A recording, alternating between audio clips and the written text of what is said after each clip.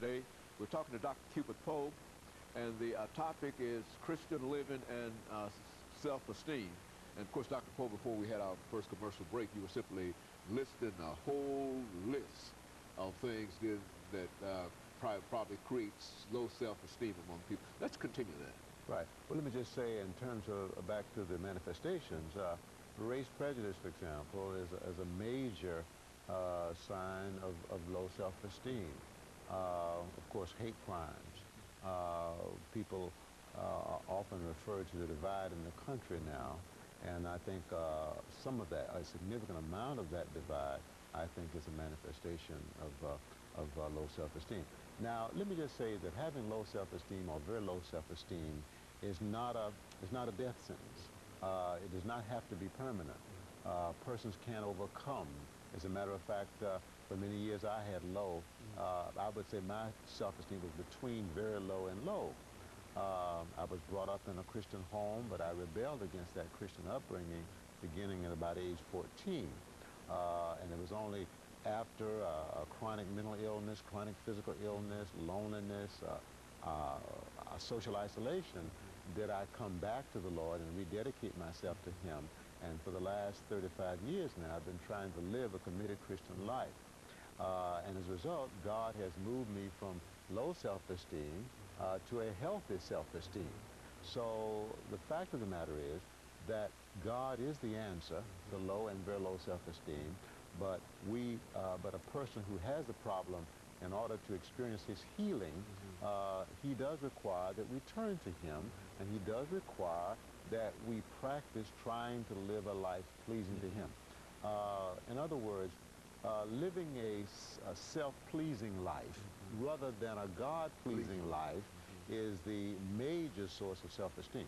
Now, it is also true that growing up in an abusive family situation, in a neglectful family situation, growing up in a home where maybe one or both parents are on drugs, that's an example of self-pleasing behavior which impacts the self-esteem of the child and of the growing teenager, okay? So in some cases, a person's low self-esteem may have begun with what they experienced early on in their relationships in the home. At the same time, it's also true that I can choose to cause myself low self-esteem by my own self-centered or self-pleasing choices. And so I went from a self-pleasing lifestyle to a God-pleasing lifestyle. And so God did overcome my self-esteem for me. You know, Dr. Poe, we talk about, we say God and Christianity and Jesus, etc. We're simply talking about the spiritual life. Yes. Now, what I've observed is that there are so many people that I know, you see, I've coming in contact with, really do not put much confidence in this spirituality that we talk about. I mean, have you observed that? I mean, people who don't really rely upon what God says as a rule. Would that be your experience? Oh, absolutely. And of course, it is also true that people who have low self-esteem most often are determined to have their own way. They're determined to live by their own rules. They're determined to do their own thing, which is another way of saying that they are self-centered, okay, rather than being God-centered. If I'm God-centered, my desire is to please Him. My effort is to live according to His commandments, according to His teachings.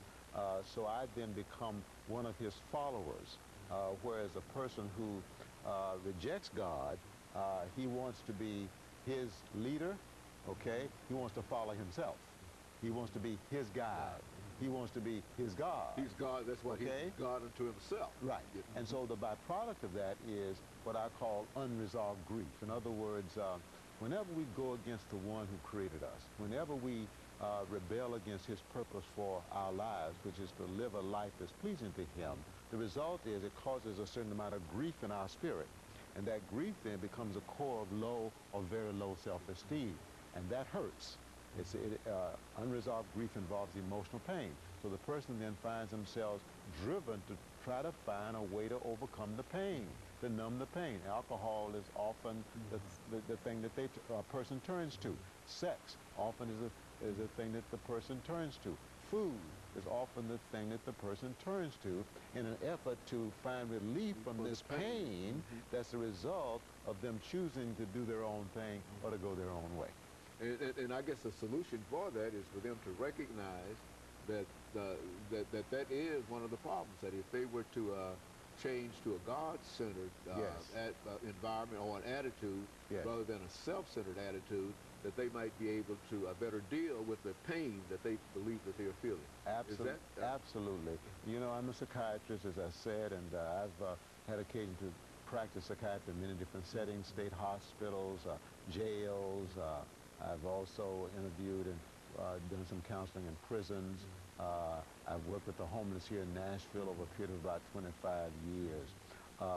And yes, persons who are self-centered in their thinking and their beliefs and their attitude are hurting.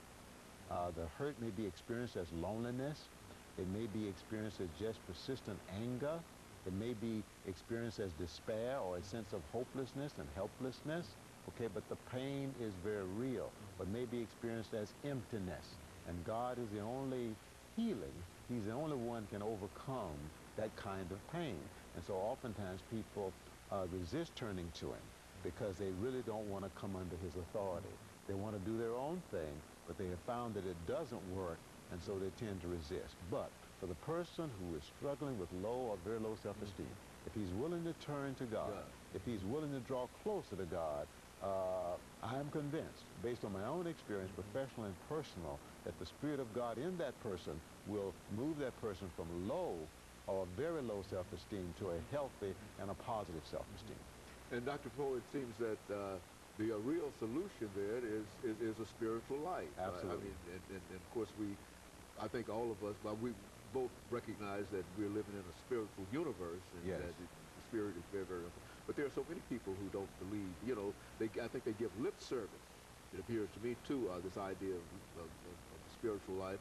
And in many instances, not even lip service, because they never demonstrate that by church going and et cetera, some of the things that should be a manifestation of a spiritual life, and yet we don't see them do that. Do you find that to be a problem as a psychiatrist? Well, yes. I mean, of course, now there's a overt spirituality. Okay, hold it, Dr. Poe. That's we want. And of course, we'll be back with our audience following this short commercial break. Yeah.